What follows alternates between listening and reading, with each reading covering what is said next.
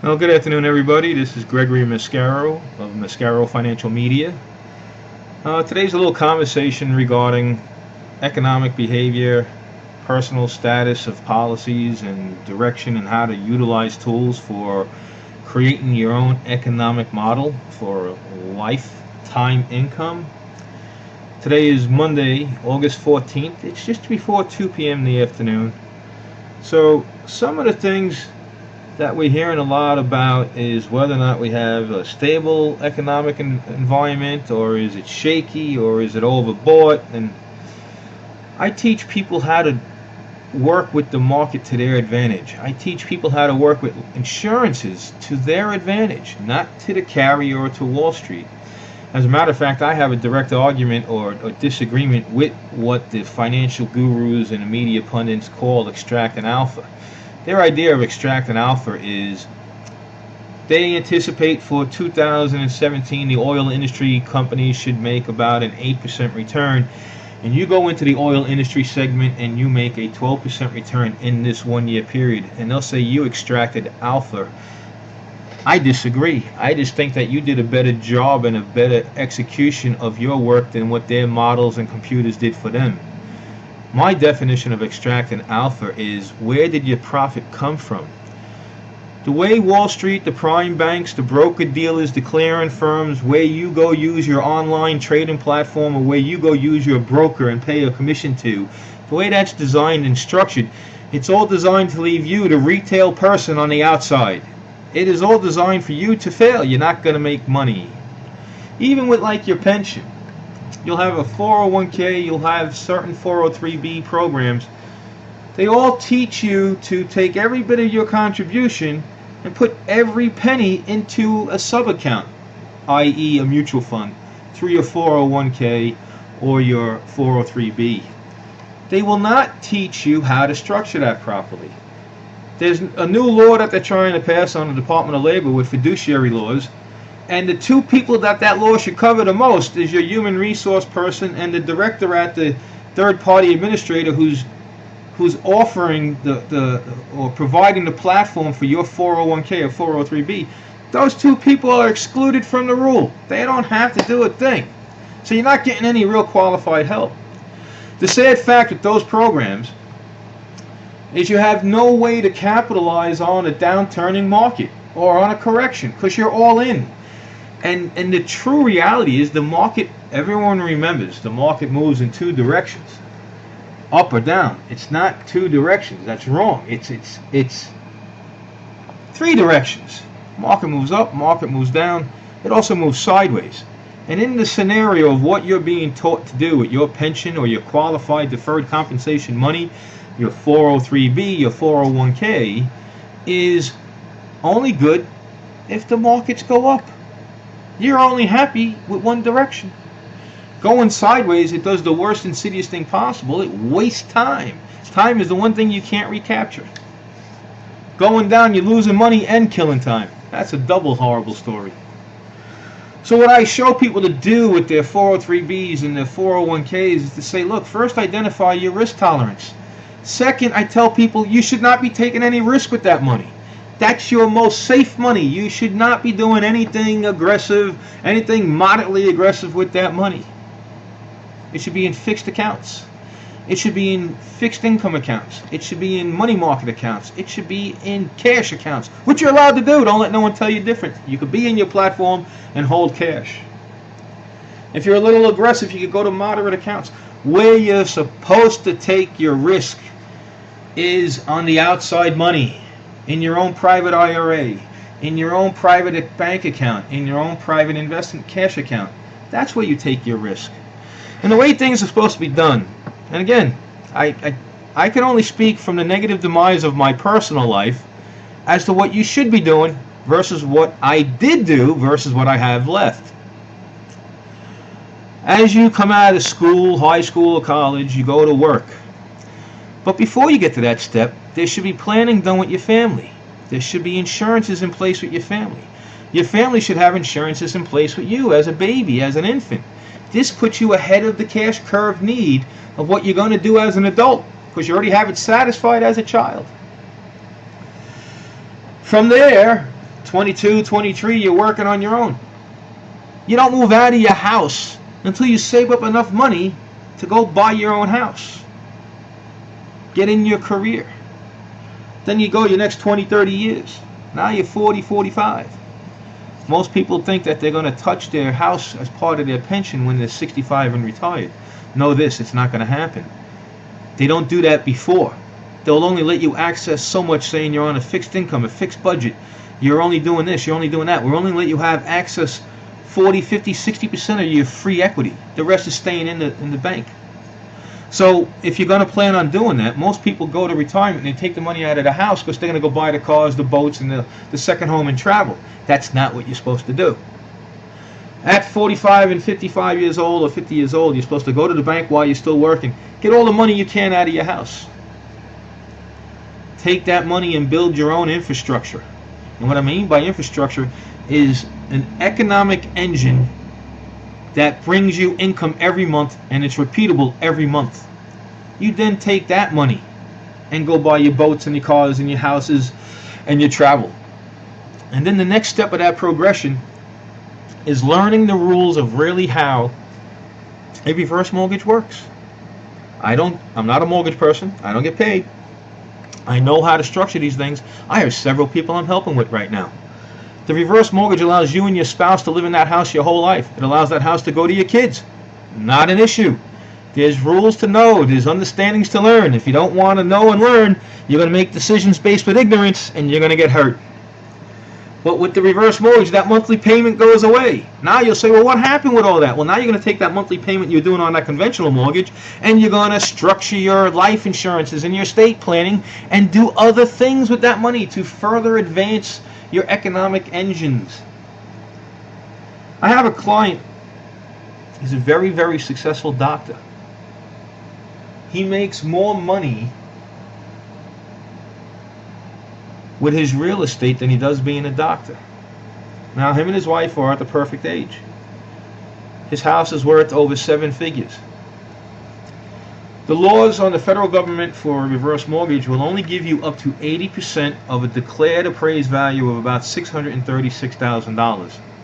80% of that based upon a high age.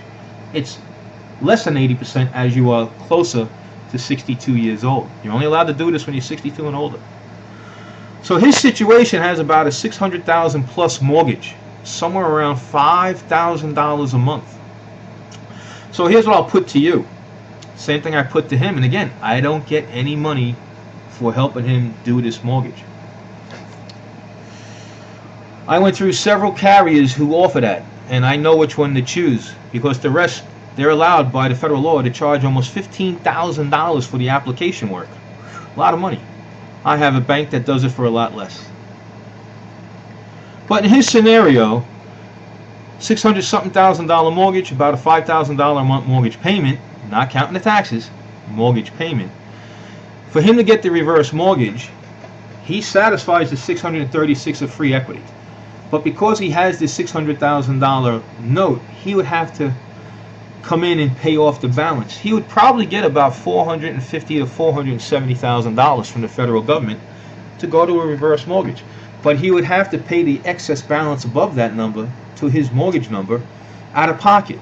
So his $64,000 question is it beneficial for him to spend between $150,000 and $200,000 to eliminate his mortgage in conjunction or combination with a reverse mortgage?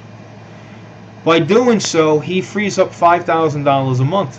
That's $60,000 a year. Even on the high side of $200,000, that's a guaranteed savings of 30% a year. And I use the word guaranteed because it's an immediate and effective start from day one. The $5,000 a month mortgage payment disappears. He does not have to make that payment. He does not have to make an interest payment. He can elect to choose to do so on his own.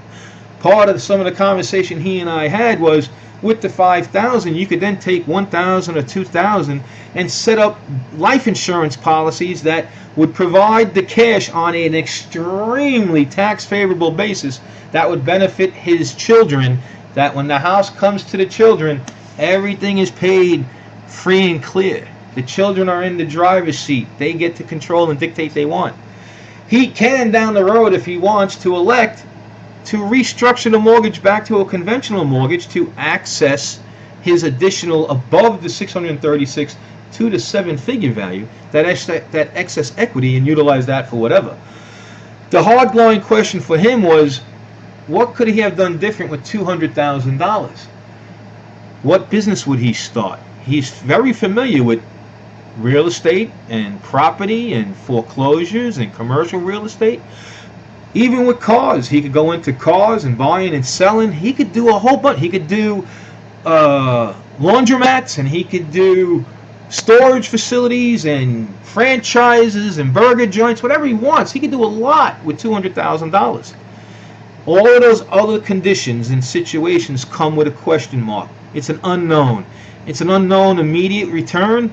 It's an unknown what amount of return. And it's an unknown how long will it take to be returned. And it's also an unknown will it be successful or fail. With the $200,000 paying off his mortgage, it's not an unknown. It's an immediate and known number.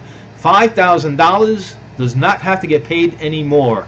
What would you do with an extra $5,000 a month? That's a tough, hard line to talk. That's something to have a conversation with your own family.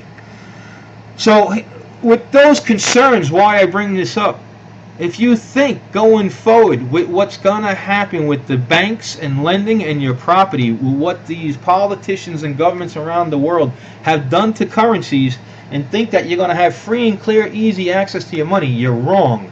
They're going to make you jump through very high and very small, very tight little hoops to access your own money. That's what's beautiful about the reverse mortgage. All you got to be is 62, and whatever equity is there, based upon your age and mortality, you're going to get a number, or you're going to make your payment disappear. This is what you need to know. This is what they call the economic life cycle of any country's economic policies and where they're at. Here we are in growth. We finally tap out. This is total in. Then we start on the retracement down, which is called recession or consolidation. We know that if we have two GDP negative reports back to backs, we are in a depression. If we have one, we're in a recession. So when you come down here, what happens down here at the bottom when it tries to turn north, they're trying to say to you that we're already up above here in the growth stage. We're not. We haven't got out of the what they call the trough, the rough part, the bottom part. What happens to get us out of here is technology advancements. You're going to see jobs being created, but less than what would happen, because with the technology advancements, it consolidates the workforce. And innovation, and also in here you'll see mergers and acquisitions. We have not climbed out yet. We're still here. Part of what proves that we're climbing out is housing pricing has to go up. That's not happened neither. So we're still at this point. The country wants you to think that technology advancements are self-driving cars. They're not. That's not that. Not that saying that a self-driving car does not have a benefit. Self-driving cars can help seniors. They can help shut-ins. But also self-driving car technology is going to hurt the taxi and the livery service, because I won't need a cab no more. I won't need a limo no more. Drive me where I got to go and drive me home. Right now you're trying to see that they're trying to do things with this other technology that's going on with hyperloops. And look, when you start seeing this Trump infrastructure come in, that will be creating jobs. But that's coming out of a tax base. Jobs need to be created in the private field. That's how we climb out. We're not out of this portion yet. We're still down here. So some of the things you're going to be challenged with is how to do proper business planning for your family, proper estate and insurance family for your family, generation upon generation. So with each generation passing, the next generation is lifted up. There's more infrastructure. There's more of your own self-sufficient private economic engines being created with each generation. This is how it's got to go. Some of the work that I help people do is learning how to interpret a chart, how to read that like an English language art. I have a school, I teach people this. So that's part of knowing how to make money, creating wealth. Until you are extracting alpha, getting back to where it's the retail guy and he made a profit versus what the bank said it should have been, He didn't extract alpha. He did better than the other guy standing next to him. The system's designed for the retail investors to beat each other up. The prime banks and exchanges have no skin in the game, no money in the game, and they make a payment, a profit, because they get paid a fraction of a penny on every share that moves. So they don't have none of their stocks, none of their portfolio at risk, but they're still making money on you, bouncing around with this money. The work that I do when my clients and the people I advise make money, a profit, it's not coming from another investor. It's coming from an exchange, one of 13 exchanges. It's coming from a prime bank, an institutional fund holder, and a hedge fund holder, or even the Chicago Option Exchange itself. They're getting the money from the bank. That's extracting alpha. I'm taking profit out of the system. That's extracting alpha. Some of the things we talked about before that help you learn how to do what you need to do and where you got to go. Remember that rule of 72. This number is awesome. To know what you need as an interest to double your money in X number of interest, divide 72 by that. That's how many years your interest will double. To say I want to double my money in a number of years, you divide that by the years, and that's the interest you have to earn. Powerful little tool. Here's a thought for your idea of pensions. You're 45, 50 years old, you have a couple of $100,000 saved, you have $50,000 saved. Most of the people I worked with for 15, 17 years were all 55 and older, retired, semi-retired, and they just wanted to live on the interest and leave their principal to their children. So let's play devil's advocate. We're 50 or 60 years old. We have a few $100,000 saved. We want to start drawing income at 65.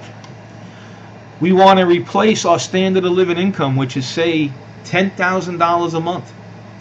That's $120,000 a year. And you're going to have to ask the question, is it $10,000 before taxes or $10,000 after taxes? Because that needs to be known too. So now you have your monthly lifestyle you want to maintain and keep, $10,000 a month. You're on a fixed budget. You're 55, 60 years old, you got $200,000 or $300,000, or you have $50,000. You have Social Security for X amount a month. You might have the pension coming in.